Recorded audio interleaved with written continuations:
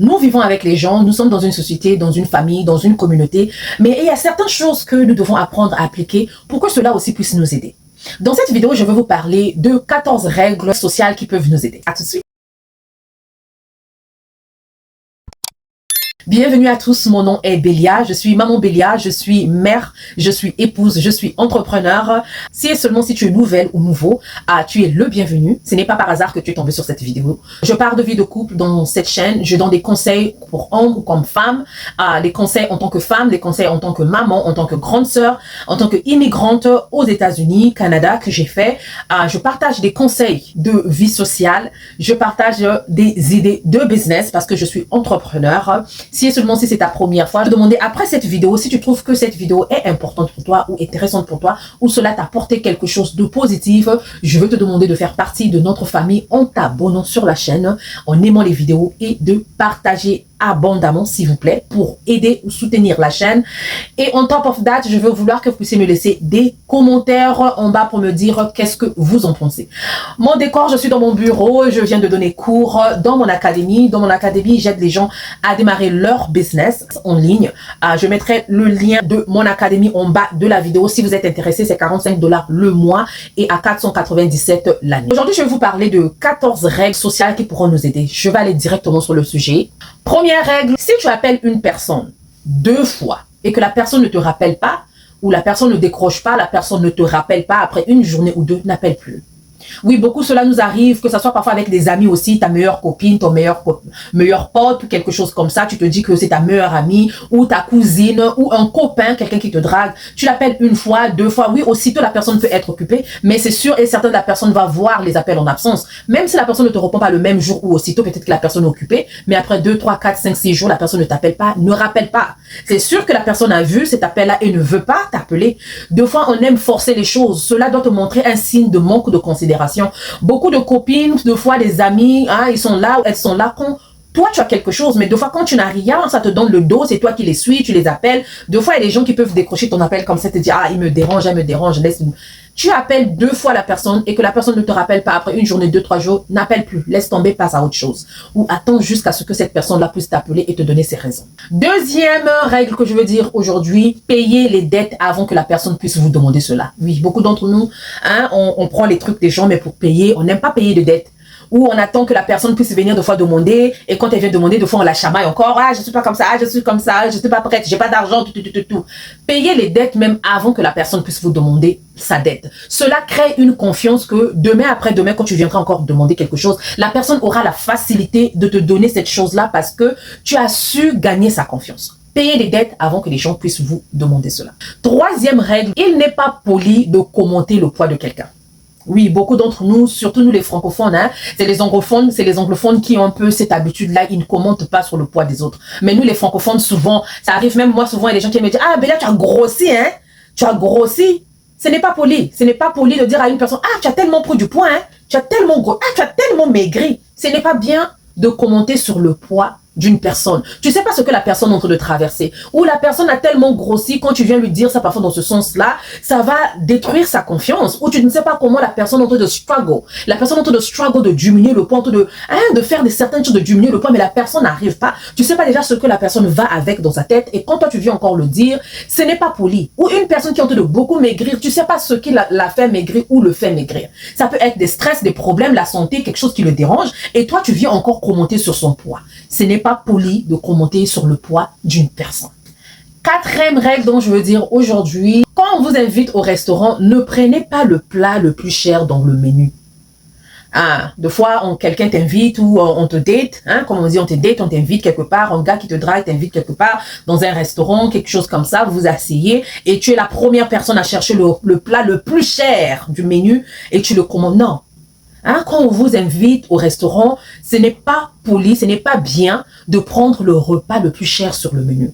Ça montre que c'est comme si tu sors de quelque part où tu ne mangeais pas, ou tu n'as jamais mangé. C'est-à-dire que ça te diminue. Ça te diminue, c'est-à-dire tu te fais ridiculiser. C'est comme si tu n'as jamais mangé ça, tu n'as jamais été dans un restaurant, ou c'est quelque chose que tu es venu seulement pour la première fois, comme nous on dit en Lingala, oyuko sutokola, quelque chose comme ça, oyuko sutokola loko, quelque chose comme ça.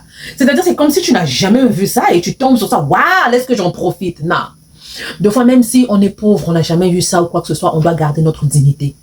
Ne prends pas le repas le plus cher sur le menu, ce n'est pas poli. Quand quelqu'un t'invite pour une première fois au restaurant. Cinquième règle, ne posez pas des questions gênantes. Ok, ne posez pas des questions gênantes. Est-ce que, par exemple, tu te retrouves avec tes amis ou quelqu'un, une dame ou un monsieur, ah, tu n'es pas encore marié? Non. Vous n'avez pas encore d'enfant? Vous êtes encore à pied? Vous n'avez pas de voiture? Vous n'avez pas encore acheté une maison? Ne posez pas des questions gênantes. Ils ne sont pas encore mariés, garde ça pour toi. Tu ne sais pas pourquoi ils ne sont pas encore mariés. Ils n'ont pas encore d'enfants, tu ne sais pas. Peut-être que c'est un problème médical ou c'est un sujet qui leur fait mal ou quelque chose comme ça. Et toi, quand tu poses des questions gênantes, c'est comme si tu appuies encore sur la plaie. Souvent, c'est comme ça. On dit certaines choses et on ne sait pas que cela fait parfois du mal aux gens ou ça blesse les autres. Évitons de poser des questions gênantes. Par l'amour de Dieu, ce n'est pas votre problème. Qui n'ont pas encore d'enfants, qui ne soient pas encore mariés, qui n'ont pas de voiture, qui n'ont pas ceci, cela, qui n'aient pas encore ça. Ce n'est pas votre problème par l'amour de Dieu. Arrêtons de poser des questions gênantes. Sixième règle dont je veux dire aujourd'hui, tu vas au restaurant avec une amie et que cette amie-là paye la facture. Prochainement, toi, paye la facture. Ok? Aujourd'hui, on t'invite, vous partez, vous mangez, tu veux payer, dis non, je vais payer. Que ça ne puisse pas être l'habitude que tout le temps vous partez, que lui il doit payer ou elle doit payer. Non, prochainement, toi prends. Dis non, la dernière fois, même si la personne insiste, tu dis non, la dernière fois, tu as payé, j'ai voulu payer, tu n'avais pas voulu, j'avais accepté, mais cette fois-ci, j'accepte pas. Ok? Laisse-moi aussi le faire aujourd'hui, je veux le faire avec plaisir. Vous voyez, ça fait plaisir. Donc, une fois qu'une amie t'invite au restaurant, paye la facture. S'il te plaît, paye la facture prochainement. Septième règle dont je veux dire aujourd'hui, si seulement si tu es en train de taquiner une personne, c'est-à-dire que tu dis quelque chose en taquinant la personne et que tu trouves que la personne ne réagit pas, la personne où elle réagit mais d'une manière pas bien, arrête de taquiner. Arrête. Moi, souvent avec mon mari, c'est ça. Hein, quand il fait quelque chose, je veux pas. Mais il insiste. Il y a d'autres personnes qui sont comme ça. Non.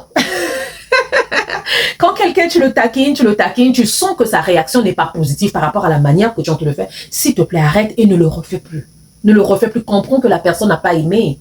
On doit apprendre à comprendre ça. Non, elle n'aime pas ça. Prochainement, tu ne fais plus. Arrête aussitôt et ne continue plus à faire ça prochainement. C'est-à-dire qu'il y a des blagues que d'autres personnes aiment, il y a des blagues que d'autres personnes n'aiment pas. Donc, si et seulement si la personne n'aime pas, s'il te plaît, de grâce, ne continue plus. Huitième règle facile et qui va t'ouvrir les portes encore et encore. N'oublie pas de dire merci quand quelqu'un t'aide ou te fait quelque chose de bien.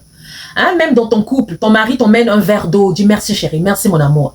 Même ton enfant, tu manges, l'enfant débarrasse la table, quoi que ce soit, dis merci à l'enfant. Merci mon bébé, merci papa, merci maman, merci mon chéri, merci mon amour, merci.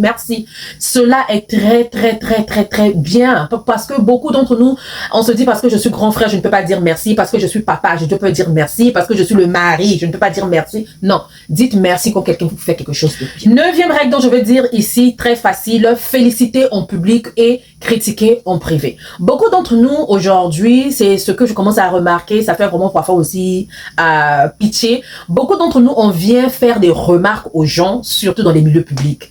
Hein, surtout en amenant une fièvre des réseaux sociaux, un tel vient insulter un tel dans les réseaux sociaux, un tel vient publier un tel dans les réseaux sociaux, un tel vient, c'est-à-dire parler à l'autre dans les réseaux sociaux. Non, on doit féliciter en public. Ah, félicitations maman Bélia, ah, félicitations maman un tel, ah, félicitations. Mais chacun d'entre nous, on a des erreurs, on a des choses qu'on ne fait pas bien. Ne viens pas faire la remarque à cette personne-là dans un milieu public. Moi, aujourd'hui, j'ai une académie, j'aide les gens à démarrer leur business. Quand je vois des choses où l'élève n'arrive pas à faire ceci, cela, je fais la remarque en privé. Mais quand la personne réussit, je mets ça en public dans la communauté pour que tout le monde puisse voir. Cela motive les autres, cela encourage la personne à aller encore de plus belle, de faire encore plus. Mais malheureusement, notre génération aujourd'hui, beaucoup d'entre nous, on préfère venir critiquer en public et on félicite moins. Donc, ce que je voulais dire, féliciter en public et critiquer en privé. Dixième règle dont je veux dire aujourd'hui, quand quelqu'un vous montre une photo sur son téléphone, par exemple, je suis avec quelqu'un, je montre la photo de mon fils à mon collègue ou ma soeur ou ami ou quoi que ce soit, je me dis, ah, regarde la photo de mon fils là, et regarde quand on était en 1900, regarde, la photo la date, hein. Quand quelqu'un te donne son téléphone en regardant la photo, s'il te plaît, arrête-toi seulement sur cette photo là. Ne défile pas sur une autre photo parce que tu ne sais pas la photo qui suit. La photo qui suit, ça peut être elle en sous-vêtements ou son mari en sous-vêtements ou le troisième pied de son mari. Bon, tu sais, il y a des autres dans le couple, ils sont mariés. Ils sont mariés. Je ne sais pas, je n'encourage pas ça. Je ne dis pas si c'est bien ou c'est mal. Mais ils sont mariés. Le monsieur est au boulot. Elle envoie sa photo à son mari. Hein, elle envoie sa photo à elle. Elle envoie à son mari. Et son mari aussi l'envoie la photo à sa femme. Si c'est mauvais ou c'est bon, c'est à vous de juger. Je ne veux pas juger quelqu'un, mais je viens vous dire des réalités. Il y a des choses comme ça qui se font. Ou je connais quelqu'un, deux fois, le monsieur est aux toilettes, il vient, il a fait son popo, il a fait la photo de son popo, il dit à sa femme, ah, regarde mon popo là, comme ça, comme ça. Et on voit sa femme aussi se met à rire. Je ne sais pas, dites-moi dans les commentaires dans ce monde s'il y a des choses. Maintenant, moi, je te montre une photo de mon fils, ou bien quand on était, toi et moi, camarades au collège, en 6e, 5e, toi, tu défiles dans les autres photos. Tu sais pas ce que tu vas aller trouver. Tu peux aller trouver les vidéos qu'eux-mêmes ils font ou les trucs comme ça. Tu ne sais pas. C'est pas aussi ton téléphone. Ce n'est pas poli. Regarde la photo qu'on t'a donnée. Ne défile pas sur les autres photos. 11e règle dont je veux parler aujourd'hui, ne pose pas des questions de santé à ton collègue ou à ton ami. Par exemple, tu es au boulot avec quelqu'un et quelqu'un demande un call in, c'est-à-dire que se sent pas bien, il va aller à l'hôpital, il a un rendez-vous, commence à partir à l'hôpital, il dit que non, je coupe ma journée et tout, je vais aller à l'hôpital. Arrêtez de poser des questions. Tu souffres de quoi, hein? Et tu es malade de quoi, hein? Arrête un peu, on doit arrêter ça. Hein? Si vous êtes vraiment amis, oui, peut-être, mais si tu trouves que la personne ne veut pas aussi te dire, s'il te plaît, arrête-toi là. Parce qu'il y a certaines choses, il y a d'autres personnes, il peut avoir VIH, ça peut avoir cancer, tout, ou il y a un problème qui le dérange, qui n'est pas encore prêt ou prête à te parler de ça. Arrêtez de poser des questions sur le bilan de santé ou les santé des gens. Parce que ce n'est pas poli, ce n'est pas poli. Ce n'est pas poli. 12e règle dont je veux parler aujourd'hui, traite celui qui te balaie ton bureau avec respect. C'est-à-dire, quelqu'un qui travaille pour toi, traite-le avec respect. Traite-le avec respect possible. Moi, aujourd'hui, j'ai une académie, j'ai des gens qui sont dedans, j'ai des boutiques en ligne, j'ai des assistants qui vendent pour moi. C'est très important de les traiter avec respect. Surtout, j'ai remarqué une chose, nous, parfois, on a des bonnes, hein, des gens de ménage qui travaillent chez nous, mais la personne de ménage devient comme un chiffon. C'est comme si toi, tu as une vie, la personne de ménage n'a pas de vie. C'est-à-dire que ta vie est plus importante que la personne de ménage. Non. Surtout la personne de ménage, c'est elle qui cuisine pour toi. C'est elle qui reste avec tes enfants. C'est elle qui reste avec ta maison. Si tu ne le traites pas bien, cette personne-là peut même détruire. C'est-à-dire, c'est comme si ta vie est sur sa main. Ou quelqu'un qui fait ton business, qui te gère ton business. Ton business est dans un... Même si vous allez faire des comptes, la personne peut te faire un coup pas possible. Traitons les autres avec respect. C'est très important. Aujourd'hui, Dieu t'a élevé. Ça ne veut pas dire parce qu'il t'a élevé que tu dois peut-être prendre les autres for granted. C'est-à-dire que les prendre comme chose ou quelque chose qui n'est pas important. Non. C'est très important de traiter les gens avec respect. Donc, traite celui qui balaie ton bureau. Je veux donner 13e règle dont je veux donner aujourd'hui. Enlève tes lunettes ou ton chapeau quand tu parles à un adulte. Hein? Aujourd'hui, c'est comme si la leçon de morale ou bien qu'on partait à l'école, ça n'existe plus. L'éducation civique ou quelque chose comme ça, c'est comme ça n'existe plus. Nous, avant, on nous disait quand quelqu'un te parle, quelqu'un qui est grand, tu dois te lever. Si tu t'es assis, tu dois te lever. Et normalement, nous, on ne fixait pas les grandes personnes comme ça. C'est-à-dire que tu as au moins une tête down. Même si aujourd'hui, les cultures des États-Unis, ici, quand tu parles à quelqu'un, il faut le fixer dans les yeux. Mais tu parles, par exemple, à un senior. Un senior, c'est-à-dire un vieux, un grand, quelqu'un comme ça, tu le vois. Mais tu es là, lunettes, shingang, mais on devient comment? On peut pas tout copier, on peut pas tout copier. On a nos cultures à nous. Si tu perds ta culture, tu perds tes valeurs. Tu n'es plus tu n'es plus toi. Hein? On doit enlever au moins les lunettes quand tu parles à quelqu'un, un adulte ou quoi que ce soit, ou le chapeau. Tu vois quelqu'un, un grand, une grande, tu lui dis bonjour, tu enlèves ton chapeau. C'est la moindre des choses. Cela montre au moins la politesse. Mais la génération d'aujourd'hui, parfois une grande personne entend te parler, salut, bonjour, oui, ça va, votre maman est là. Maman, je sais pas, Non, on est où? On est où? Franchement.